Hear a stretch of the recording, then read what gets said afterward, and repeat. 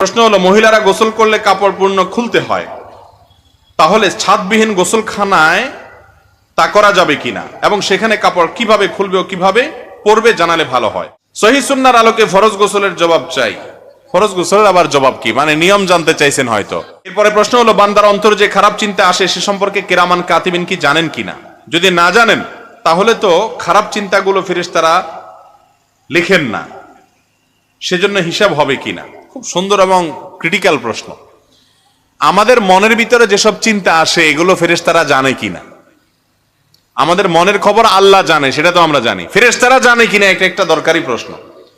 যদি বলেন যে জানে না, তাহলে হাদিসে আসছে, মান হাম্মা বিহাসানাতিন, যে ব্যক্তি মনে মনে কোনো ভালো কাজ করার প্রতিজ্ঞা করলো, ফালাম ইয়ামালহা, কিন্তু কাজটা সে করার সুযোগ পায় নাই, কিন্তু নিয়ত ছিল তার পাক্কা যে সে করবে, কিন্তু করতে পারলো না।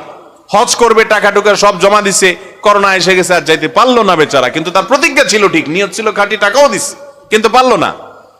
তো নবীজি বলেছেন, ওই যে নিয়তটা খাঁটি ছিল, ভেজাল ছিল না, কিন্তু কোনো কারণে হয় নাই, তো আল্লাহ তাআলা তার কারণে তাকে সওয়াব দিবেন।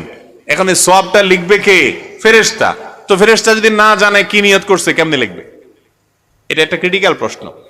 আবার হাদিসে আসছে, কেউ যদি মনে মনে কোনো খারাপ কাজের কথা চিন্তা করে, খারাপ কাজের কথা কি করে ভাই?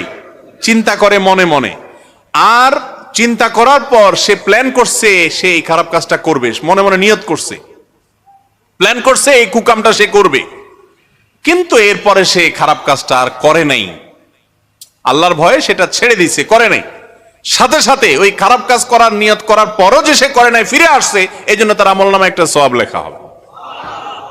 এখন ফেরেশতা মনের কথা যদি না জানে লিখবে কেমনে এগুলা? এটা জটিল প্রশ্ন না?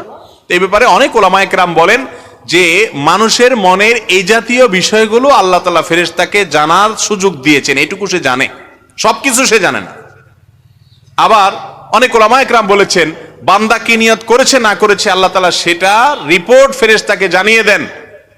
আল্লাহর অটোমেটিক সিস্টেমে ফেরেশতার কাছে সেই তথ্য চলে যায়, তারা সেটা লিপিবদ্ধ করে কিরামান কাতিবিন।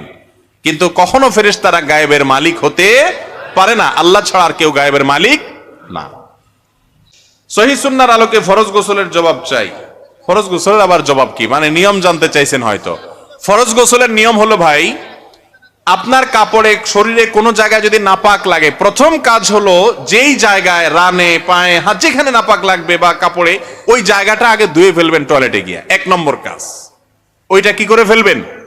নাপাকের জায়গাটা টেপে ধরে বা টিউবওয়েলের পানিতে ধরে বা পানি ঢেলে ওইটা আগে ডলে ধুয়ে ফেলবেন। ওইটা ধোয়া শেষ, এবার দুই হাতের কবজি 3 বার পর্যন্ত ধুবেন, তারপরে 3 বার কুলি নাকে পানি দিবেন, এরপরে মুখ ধোবেন অজু করার মতো, তারপরে হাত ধোবেন কনুই পর্যন্ত, তারপরে মাথা মাসে করবেন, এরপরে পাও ধোবেন না, পাও ধোয়াটা স্টপ রেখে মাথার উপরে পানি ঢালা শুরু করবেন।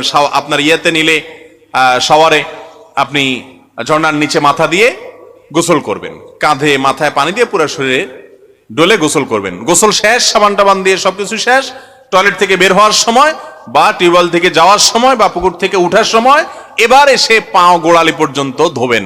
গোসল একসাথে হয়ে গেল। কথা কি বুঝাতে পারছি? অনেক মানুষ আছে দেখবেন গ্রামে, পুকুরে গোসল করে উঠছে, উঠে এবার ঘাটে বসে আবার কি করে? অজু করে। এটার কোনো প্রয়োজন? অজু গোসল একসাথে হয়ে যায়। এভাবে যদি গোসল করেন ফরজ গোসল, তাহলে ওই ফরজ গোসল এভাবে করার কারণে একটা সুন্নাত জিন্দা করার সওয়াব হবে, কারণ হাদিসে এইভাবে গোসল করতে বলা হয়েছে। কথা কি বুঝাতে পারছি? শুধু ফরজ গোসল না, সাধারণ গোসলও যদি এইভাবে করেন তাহলে সুন্নাত আদায় করার সওয়াব হবে। মনে থাকবে তো ইনশাআল্লাহ? গোসল যখন করবেনই একটা সুন্নাত আদায় হয়ে যাক, অজু করার মতো করে অজু করবেন, এরপর গোসল করবেন। মনে রাখবেন, নবী করিম সাল্লাল্লাহু আলাইহি ওয়াসাল্লাম প্রত্যেকটা সুন্নাতের রহস্য আছে, কোনো না কোনো উপকারী দিক অবশ্যই সেখানে আছে। আপনারা যদি করেন নিজে লাভবান হবেন ইনশাআল্লাহ। তাহলে এটা হলো গোসলের, ফরজ গোসলের পদ্ধতি। যদি কেউ এই পদ্ধতি অবলম্বন না করেন, হয়তো এই সিস্টেমে কেউ গোসল করেন নাই, তাহলে কি আপনার ফরজ গোসলের জন্য আদায় হয় নাই? এটার উত্তর হলো যে আপনি ফরজ গোসলের জন্য যদি পুরা শরীর ধোন, ভালো করে কুলি করেন এবং গড়গড়া করে কুলি করেন, গড়গড় করে গলা যতটুকু যা কুলি করেন, নাকে পানি ভালো করে দেন, পুরা শরীর মাথা থেকে পা পর্যন্ত একটা পশমও শুকনা নাই, সব জায়গা পানি দিয়া ধুইছেন, যে কোনো ভাবে ধুইছেন, ওই অজু করে সিস্টেম মতো আমি যেভাবে বলছি সিরিয়াল বা সেভাবে যদি নাও করেন, পুরা শরীরটা ধুইলে কুলি নাকে পানি দিলে গোসল আপনার হয়ে যাবে ইনশাআল্লাহ। কথা কি বুঝাতে পারছি? কিন্তু সিস্টেম মতো করলে কি হবে? সুন্নাত আদায় করার সওয়াব হবে। এরপরে প্রশ্ন হলো, মহিলারা গোসল করলে কাপড় পূর্ণ খুলতে হয়, তাহলে ছাদবিহীন গোসলখানায় তা করা যাবে কিনা এবং সেখানে কাপড় কিভাবে খুলবে ও কিভাবে পরবে জানালে ভালো হয়।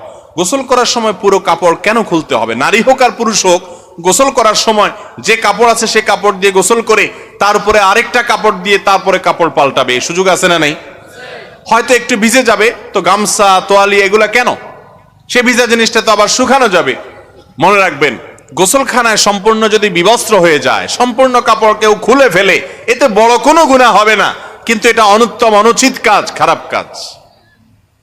এমনকি কেউ সেখানে আপনাকে দেখছে না, তাহলে আপনি একেবারে সব কাপড় চোপড় খুলে যদি গোসল করেন, সেটা জায়েজ আছে, করলে জায়েজ আছে মানে হলো হারাম হবে না, কবিরা গুনাহ হবে না, কিন্তু এটা অনুত্তম কাজ। কেন? কারণ নবী করিম সাল্লাল্লাহু আলাইহি সাল্লাম বলেছেন, কেউ যদি নির্জনে থাকে, একাকী থাকে, ওই সময় যদি সে বিবস্ত্র হয় যে কেউ তো দেখতেছে না, আমি একা, অসুবিধা নেই, তো তার এই কথা মনে রাখা উচিত, আল্লাহ সবকিছু দেখেন, আল্লাহকে অন্তত তার লজ্জা করা উচিত। আজকাল বেহায়াই, নির্লজ্জতা এই পর্যায়ে চলে গেছে, এগুলো আমাদের কাছে এখন আর কোনো ব্যাপার নাই। এজন্য সমাজ থেকে দেখবেন লজ্জা শরম নাই, এখন আর উঠে গেছে। এজন্য লজ্জা শরম যেন থাকে, সেই চেষ্টা আমাদের করতে হবে। মেয়ে হোক ছেলে হোক, গোসল করলে সব কাপড় চোপড় কেন খুলতে হবে?